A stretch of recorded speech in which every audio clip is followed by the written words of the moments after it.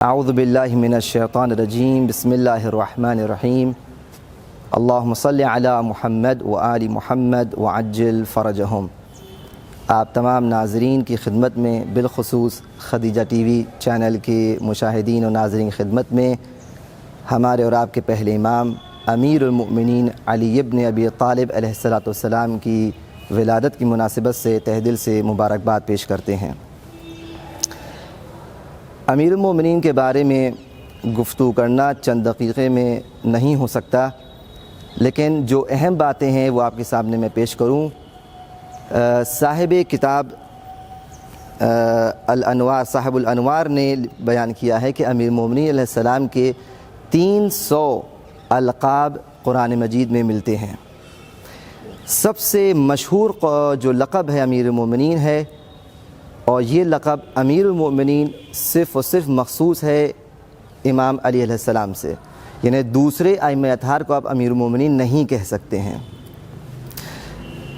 ابن شہر عاشوب نے ذکر کیا ہے کہ 850 القاب امیر المؤمنین علیہ السلام کے ملتے ہیں، جس میں سے مشہور، جیسے ہم نے عرض کیا، امیر المؤمنین علیہ السلام کا لقب ہے۔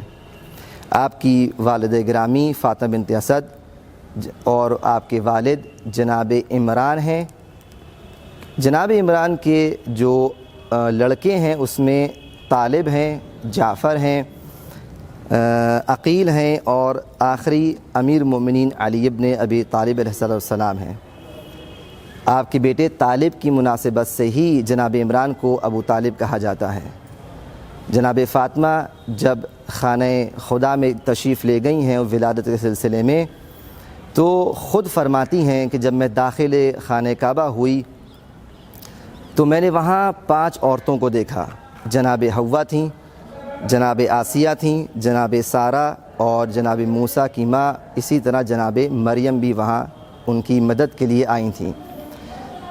شہزادی نے، جناب فاطمہ بنت اسد نے جب ان سب کو سلام کیا تو ان لوگوں نے جواب یہ دیا کہ السلام علیک یا ولیۃ اللہ، اے اللہ کی ولی، آپ پر ہمارا سلام ہو۔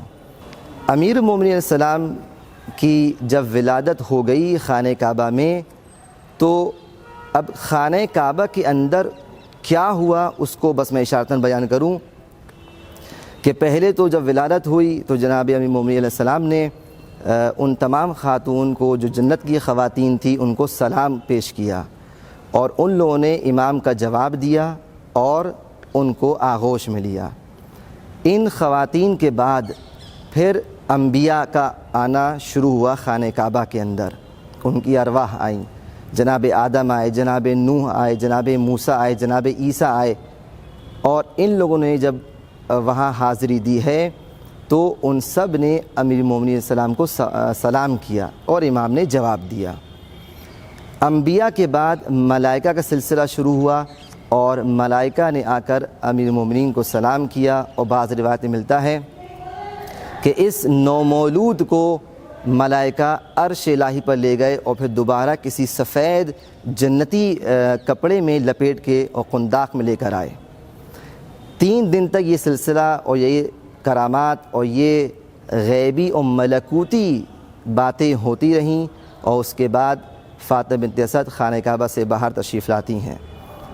بس آخری منزل پہ اس بات کو ذکر کروں کہ جب خانہ کعبہ سے وہ باہر آتی ہیں، آغوش میں یہ نومولود ہوتا ہے، تو 3 دن تک امیر المومنین نے اپنی آنکھوں کو نہیں کھولا تھا۔